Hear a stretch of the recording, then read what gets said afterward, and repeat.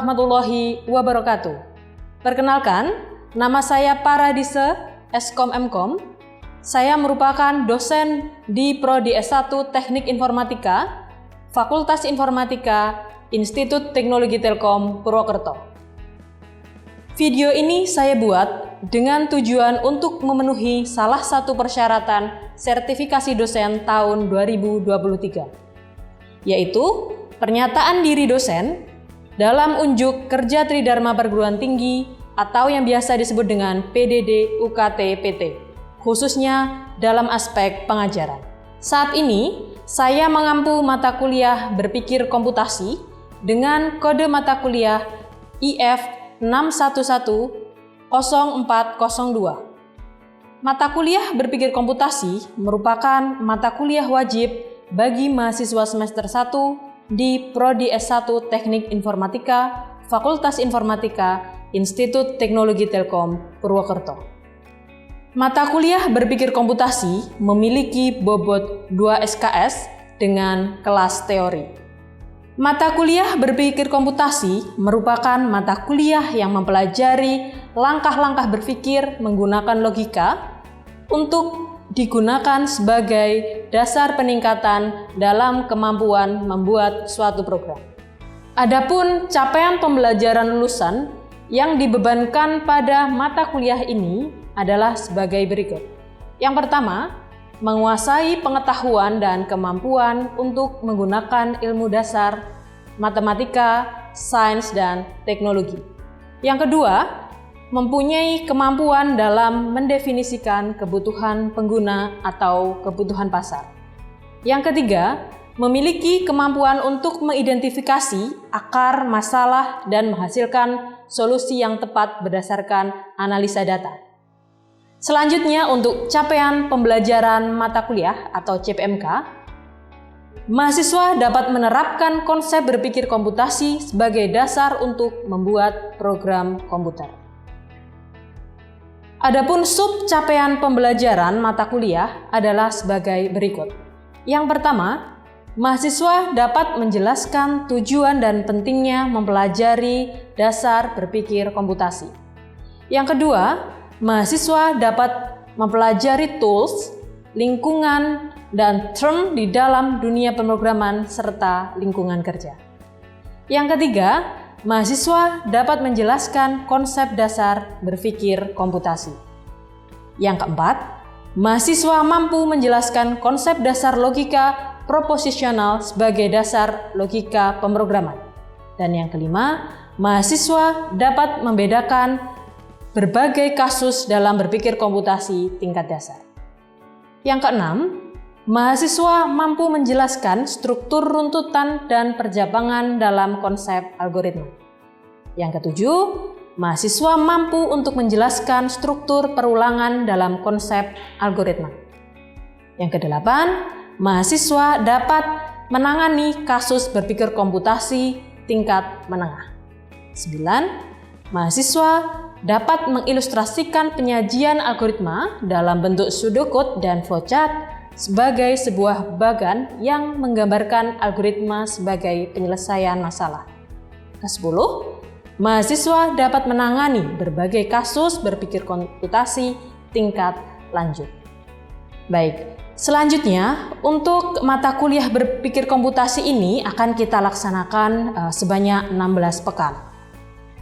Dan untuk proses pembelajaran ini, kami mendapatkan referensi untuk proses belajar. Yang pertama adalah buku Pengantar Logika Informatika, Algoritma dan Pemrograman Komputer oleh Pak Heri Sismoro. Yang kedua adalah buku mengenai Computational Thinking for the Modern Problem Solved oleh Riley, David, dan Han, dan kawan-kawan. Dan terdapat juga berbagai referensi yang lainnya yang kami gunakan baik dalam bentuk e-book ataupun jurnal dan referensi lainnya. Selanjutnya, untuk bentuk pelaksanaan perkuliahan, kami laksanakan secara sinkronus dan asinkronus. Untuk perkuliahan sinkronus, kita lakukan secara tatap muka di dalam kelas. Sedangkan untuk asinkronus, kita memiliki berbagai media. Salah satu yang kita gunakan adalah Learning Management System Institut Teknologi Telkom Purwokerto atau yang biasa kita sebut sebagai LMS ITTP. LMS ini kami gunakan sebagai media interaksi antara mahasiswa dengan dosen, di mana pada LMS ini dosen memberikan materi baik bahan ajar, soal UTS, soal ujian, ataupun tugas-tugas. Dan juga mahasiswa dapat mengumpulkan tugas baik UTS, UAS, maupun tugas harian pada LMS tersebut. Pada LMS juga kami sediakan video, juga bahan ajar berbentuk PDF. Selain itu, bahan ajar yang kami gunakan yaitu media YouTube. Terdapat akun YouTube yaitu Sinau Sarung Dosen yang kami gunakan untuk share video pembelajaran mata kuliah berpikir komputasi. Untuk media pembelajaran yang lain, pada berpikir komputasi juga terdapat code.org, yaitu sebuah media website dalam bentuk game gamifikasi yang kami gunakan untuk media pembelajaran yang lebih menyenangkan dan lebih aktif melalui sebuah game. Dan yang terakhir, kami juga biasa menggunakan media WhatsApp Group. Selanjutnya, untuk evaluasi hasil belajar mahasiswa terdiri dari 4 unsur penilaian. Yang pertama adalah tugas, yang kedua kuis, yang ketiga ujian tengah semester atau UTS, dan ujian akhir semester atau UAS. Yang pertama mengenai tugas. Tugas ini memiliki bobot penilaian sebesar 30%. Adapun aturan pengumpulan tugas yaitu dikumpulkan sesuai dengan tenggat waktu yang telah didiskusikan selama di kelas. Apabila mahasiswa telat dalam mengumpulkan tugas ataupun melakukan kecurangan dalam mengerjakan tugas, akan diberikan sanksi sesuai dengan kontrak perkuliahan yang telah kita setujui di awal perkuliahan. Yang kedua adalah kuis. Kuis memiliki bobot penilaian sebesar 20%. Penalti atau pengurangan nilai pada kuis dilakukan apabila mahasiswa terdapat melakukan kecurangan. Dan adapun sanksi yang diberikan adalah sesuai dengan perjanjian pada kontrak perkuliahan. Yang ketiga adalah UTS atau ujian tengah semester. Adapun bobot penilaian untuk UTS adalah sebesar 20%.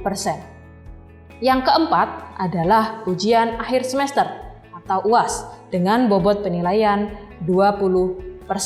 Adapun penalti atau pengurangan nilai ini sama dengan tugas dan kuis, di mana sanksi yang diberikan adalah sesuai dengan kontrak perkuliahan. Sehingga seluruh total pembobotan pada mata kuliah berpikir komputasi adalah 100%. Berikut adalah hasil pengajaran mata kuliah berpikir komputasi di kelas. Semoga dapat memberikan gambaran proses pembelajaran mata kuliah berpikir komputasi pada program studi S1 Teknik Informatika Fakultas Informatika Institut Teknologi Telkom Purwokerto. Terima kasih. Assalamualaikum warahmatullahi wabarakatuh. Waalaikumsalam warahmatullahi wabarakatuh. Selamat siang teman-teman. Siang Bu. Oke, terima kasih ya buat teman-teman yang hari ini sudah hadir dengan tepat waktu, walaupun siang-siang gini. Udah makan siang?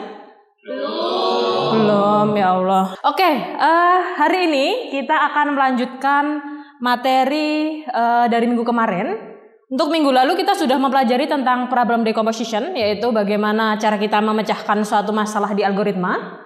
Untuk minggu ini kita akan mempelajari logika proposisional.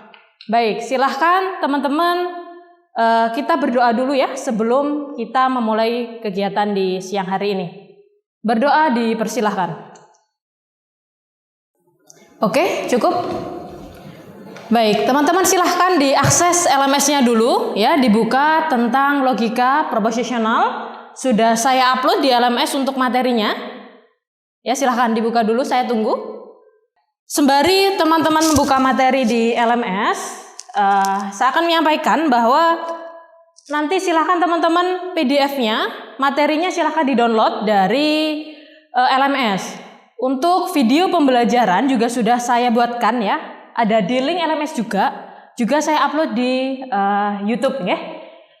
Untuk materi mengenai logika proposisional sudah saya upload di akun YouTube Sinau Sarang Dosen. Nanti silahkan diakses kalau sudah di rumah. Kiranya ada mata kuliah atau penjelasan saya yang kurang paham di hari ini, bisa teman-teman saksikan lagi di link Sinau Sarang Dosen. Baik untuk pertemuan ini atau pertemuan yang kemarin sudah saya upload materinya di akun YouTube Sinau Sarang Dosen. Baik, sudah ya? Sudah di-download untuk materinya? Sudah. Oke. Kita masuk di materi, yaitu mengenai logika proposisional. Baik, menurut teman-teman apa itu logika? Pemikiran, Bu. Pemikiran, oke.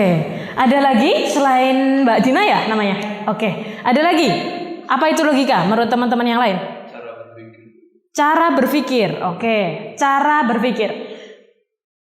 Oke, seperti apa yang disampaikan oleh Mas Hanu dan Mbak Dina, logika merupakan dasar dari semua penalaran ya. Penalaran itu sendiri didasarkan pada hubungan antara pernyataan. Logika disimbolkan sebagai suatu sistem yang berbasis proposisi. Nah, ini yang akan kita bahas di hari ini, proposisi. Proposisi adalah suatu kalimat deklaratif atau pernyataan yang memiliki tepat satu nilai kebenaran, benar atau salah, tetapi tidak bisa keduanya sekaligus. Ya, jadi kalau ada pernyataan, teman-teman tidak bisa tuh jawabnya ya benar ya salah, itu nggak bisa ya. Jadi harus milih salah satu, harus benar atau salah. Oke, kalau saya punya pernyataan Institut Teknologi Telkom Purwokerto, itu ada di Jalan DI Panjaitan nomor 128 Purwokerto Selatan. Pernyataan saya benar atau salah? Benar. Oke. Kalau pernyataan yang salah, ada yang bisa mencontohkan? Situ sampingnya Mbak Dina. Oh iya, Mbak Uti ya. Oke, Mbak Uti. Ya salah. Iya. 10 kurang dari 5. 10 kurang dari 5, salah ya? Oke, 10 tuh lebih dari 5 atau kurang dari 5, teman-teman? Lebih. Oke, ya. Siap. Itu adalah contoh-contoh pernyataan benar atau salah yang masuk dalam logika proposisi. Ini juga saya berikan contoh ya, teman-teman. Perhatikan kalimat-kalimat berikut ini. Coba Mbak Gladi dibaca kalimat 1 sampai 3-nya. Yang pertama, tutuplah pintu itu. Ya. Yang kedua, jam berapakah sekarang? Oke. Yang ketiga, nilai X terletak di antara 0 dan 1. Oke, terima kasih Mbak Gladi. Baik, perhatikan kalimat berikut teman-teman. Dari ketiga kalimat berikut, kalimat 1 dan 2 tidak dimasukkan dalam pernyataan ya. Karena keduanya tidak dapat bernilai benar ataupun salah. Coba diperhatikan kalimat 1 dan 2. Tutuplah pintu itu, ya. Apakah ini memiliki nilai benar atau salah? Tidak. Ya, ini masuk kalimat apa ya kira-kira ya? Kalau bukan perintah. Perintah ya. Oke. Yang kedua, jam berapakah sekarang? Termasuk pernyataan? Bukan ya. Oke, bukan. Karena tidak memiliki nilai benar atau salah, kita masukkan dia sebagai pernyataan logika proposisi. Selanjutnya, kalimat yang ketiga, nilai X terletak di antara 0 dan 1. Kalimat yang ketiga ini masuk dalam pernyataan logika predikat. Karena terdapat variabel X yang nilainya belum ditentukan ya. Karena kita belum tahu nih nilai X itu berapa, sehingga kita masukkan dia dalam pernyataan logika predikat. Seperti itu. Ada yang ditanyakan dulu dari slide di sini? Bisa kita lanjutkan? Oke. Baik, selanjutnya adalah mengenai pernyataan yang menimbulkan banyak pendapat. Angka 13 adalah angka sial ya. Kita kan sering mendengar ya kata-kata itu. Tapi ada yang memastikan nggak bahwa angka 13 merupakan angka sial? Tidak ya. Oke, atau seperti yang disampaikan oleh Mbak Atika, yaitu seperti jilbabnya warna ungu. Betul ya, oke.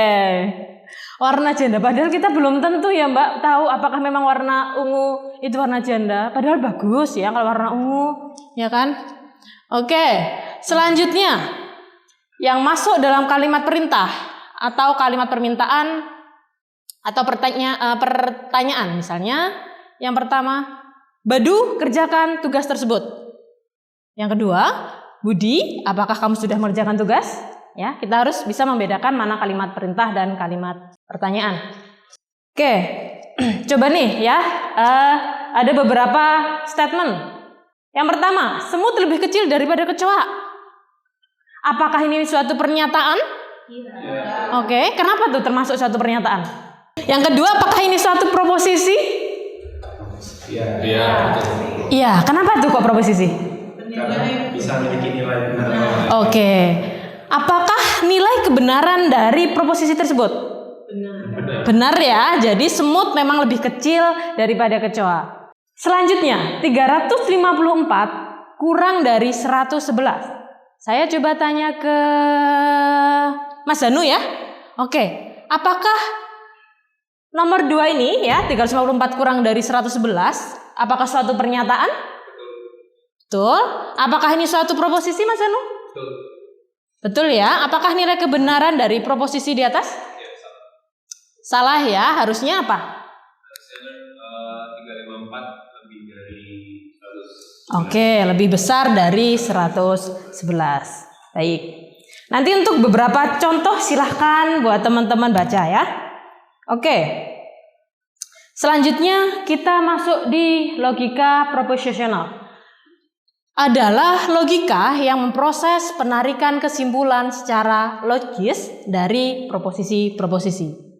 Logika proposisional adalah logika dasar pada pemrograman yang harus dipahami oleh programmer ya. Jadi teman-teman di sini karena ada di prodi S1 Teknik Informatika, jadi teman-teman harus memahami mengenai logika dasar dari informatika. Jadi goal mata kuliah ini pastinya teman-teman harus bisa mengerti lah ya, minimal bagaimana cara ngoding, bagaimana cara berpikir dalam programmer. Nah, karena logika dasar inilah yang menjadi dasar penentuan nilai kebenaran dari suatu pernyataan benar atau salah pada pengujian kondisi dalam pemrograman. Suatu posisi adalah variabel logika yang bisa disimbolkan dengan P, Q, R, dan seterusnya. Misalkan, nomor 1, P, saya mempunyai uang. Yang kedua, Ponorogo terletak di Provinsi Jawa Tengah. 3, Q, Insinyur Soekarno adalah Presiden pertama Republik Indonesia. Yang keempat, Q, Kota Gede mempunyai 9 huruf. P, 1 ditambah 101 sama dengan 110. Masing-masing dapat bernilai 1 dari nilai kebenaran yang tetap, yaitu true or false. Coba yang pertama, saya mempunyai uang. True? Oke, dia tidak ada alat ukurnya ya untuk menentukan apakah ini masuk dalam suatu proposisi atau bukan ya. Yang kedua, Ponorogo terletak di Provinsi Jawa Tengah? Oke, false ya. Nah, begitu. Oke, next. Baik, ini adalah logika atau notasi yang ada pada logika proposisional ya. Kita biasa sebut dia sebagai not atau negasi ya. Oke. Kalau ini N ya, nanti akan kita pelajari satu persatu apa fungsi dari masing-masing notasi ini. Oke. Coba langsung saja pada contoh ya. Oke, yang pertama adalah negasi. Untuk proposisi P yang memiliki nilai kebenaran true or false, maka negasinya ditulis sebagai negasi P ya, dan memiliki nilai kebenaran lawannya false atau true. Ini adalah contoh penulisan negasi P ya, atau bisa dituliskan seperti ini ya, tadi negasi P. Oke, ini contoh untuk penerapan negasi ya. Hari ini adalah hari Senin. Kalau dinegasikan? Hari ini bukan Senin. Oke. 2 adalah bilangan genap kalau dinegasikan? 2 adalah bilangan genap. Oke. Baik. Selanjutnya kita lanjutkan ke konjungsi atau N. Jika P dan Q adalah suatu proposisi, pernyataan P and Q adalah proposisi yang bernilai true. Jika dan hanya jika kedua P dan Q memiliki nilai kebenaran true dan bernilai false untuk kasus lainnya ya. Perlu teman-teman sudah ditandain merah ya. Pernyataan P and Q ya. P ini notasi N ya. P and Q adalah proposisi yang bernilai true jika dan hanya jika kedua P dan Q memiliki nilai kebenaran true. Kita coba dicontohkan. Oke, operator AND ya. Ketika dia true sama true, maka hasilnya adalah true ya. Kalau dia true dan false, false ya. False dan true hasilnya false. False dan false hasilnya adalah false. Nah, di AND ini adalah seperti yang tercatat di tanda merah lagi. Dia bernilai true jika dan hanya jika kedua P dan Q nilainya adalah true ya. Jadi selain true maka nilainya adalah false. Gitu. Baik, ada yang ditanyakan dulu dari teman-teman? Paham ya? Baik. Oke. Sebagai contoh perhatikan kalimat berikut ini. Hari ini Kamis, P-nya, Q-nya hari ini cerah. Maka P and Q adalah hari ini Kamis dan cerah. Ya, jadi ini adalah contoh penggabungan dua kalimat ya dari N. Hari ini Kamis, kan tadi P-nya hari ini Kamis ya, hari ini Kamis. Dan hari ini cerah ya. Jadi hari ininya tidak perlu kita tuliskan sampai dua kali ya. Hari ini Kamis dan cerah ya. Oke. Coba Mbak Atika dituliskan di depan biar teman-temannya tahu. Contoh penerapan operator N. Operator N yang benar-benar benar, Bu. Ya, betul sekali. Silakan. Oke, P-nya dari Mbak Atika apa ini? Saya makan roti. Saya makan roti. Lalu Q-nya? Saya minum susu. Oke. Maka P dan Q-nya adalah saya makan roti dan minum susu. Oke. Saya makan roti dan minum susu ya. Tadi Mbak Atika makan roti sama susu? Iya. Oke, berarti udah gak kelaparan. Oke, silahkan. Oke, jadi begitu ya untuk penggunaan operator N ini ya. Selanjutnya kita lanjutkan di notasi selanjutnya, yaitu disjungsi atau OR.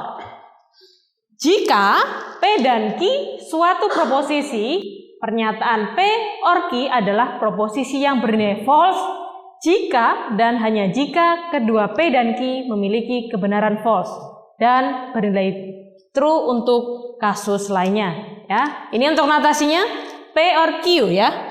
Kita coba langsung dicontoh saja.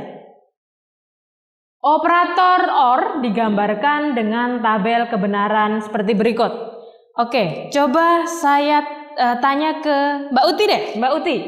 Kalau dari definisi yang sudah kita baca di slide yang sebelumnya, bagaimanakah kesimpulan yang bisa Mbak Uti sampaikan dari tabel kebenaran yang ini? Yang penting salah satu dari proposisinya bernilai benar, maka hasil dari OR-nya sudah benar. Oke, ya. Jadi yang penting salah satu dari proposisinya bernilai false, maka nilainya benar ya. Tetapi kalau false or false, ini hasilnya adalah false. Baik teman-teman, karena saat ini mendekati pukul 3, maka perkuliahan kita akhiri saja ya.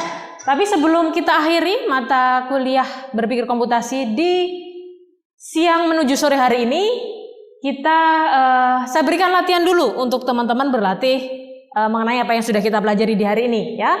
Ada soal ABC ya. Silakan untuk soal ini nanti sudah ada ya di LMS soalnya, silahkan di-download dan silahkan dikumpul di LMS. Untuk batas waktu pengumpulan itu di minggu depan ya. Di minggu depan jam 23.59 di hari malam sebelum kita perkuliahan ya, jam 23.59. Silahkan dikumpulkan di LMS. Oke ya, kejujuran adalah yang utama, silahkan dikerjakan sesuai dengan kemampuan masing-masing ya. Nanti apabila ada pertanyaan boleh melalui LMS, melalui grup diskusi atau melalui WhatsApp grup kita. Juga boleh silahkan kalau mau berkomentar di akun YouTube-nya. Begitu, silahkan. Untuk soal tugasnya sudah jelas teman-teman? Jelas Bu. Baik, Baik, oke. Ada pertanyaan teman-teman untuk materi logika proposisional? Bu, saya Bu mau tanya. Oke, Mbak Meli ya? Ya, Oke, Mbak Meli apa pertanyaannya? Bu, kalau misalnya tadi kan menjelaskan tentang logika-logika itu. Nah, Ya. itu sebenarnya nanti digunakannya di apa ya, Bu? Oke, penerapan logika ya, berarti untuk kedepannya untuk apa? Ya. Oke. Jadi Mbak Meli, misalkan nih Mbak Meli nanti jadi programmer di suatu bank gitu ya. Nah misalkan nanti ada yang mau peminjaman tuh ya. Nah Mbak Meli bisa mengkodingkan di sana, bisa mengevaluasi di sana untuk penerapan notasi tadi seperti OR gitu ya misalkan. Nah apabila nasabah A di BI checkingnya terlihat merah ya, atau sudah ke blacklist nih di BI checking ya, berarti otomatis dari Mbak Meli nanti bisa tuh mengkodingkan gimana supaya nasabah tersebut tidak diloloskan dalam peminjaman di bank seperti itu. Untuk contoh penerapan ke depannya.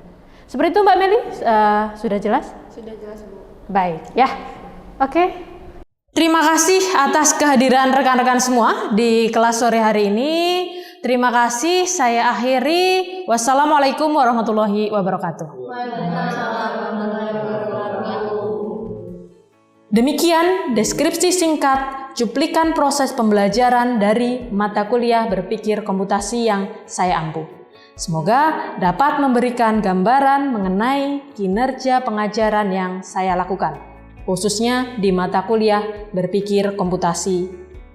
Saya mengucapkan terima kasih kepada seluruh tim penilai dan tim panitia sertifikasi dosen SMART tahun 2023, khususnya dari Direktorat Sumber Daya, Dirjen Dikti, dan Ristek, Kemendikbudristek Indonesia, dan tidak lupa juga saya mengucapkan terima kasih kepada Institut Teknologi Telkom Purwokerto, Fakultas Informatika, Program Studi S1 Teknik Informatika, rekan sejawat dosen, dan seluruh rekan mahasiswa. Demikian yang dapat saya sampaikan. Atas semua kekurangan dari saya mohon maaf yang sebesar-besarnya. Terima kasih. Wassalamualaikum warahmatullahi wabarakatuh.